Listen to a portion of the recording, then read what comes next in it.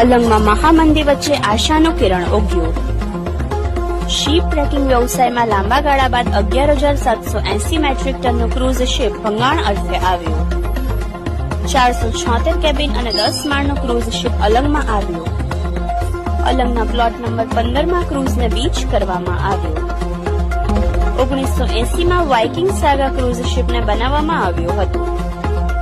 1400 થી વધુ મુસાફરો તેમજ 300 ક્રૂ મેમ્બરની ધરાવતું હતું ક્ષમતા। આ ઉપરાંત આ ક્રૂઝમાં 4 રેસ્ટોરન્ટ તેમજ bedroom, swimming pool, theatre, gaming zone, spa અને 3 જેટલા બાર રૂમ, ડિસ્કોટેકની પણ હતી વ્યવસ્થા।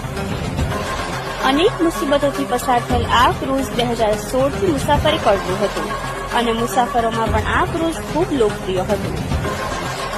Bureau report, Yashvi Gujarat news, Talaja.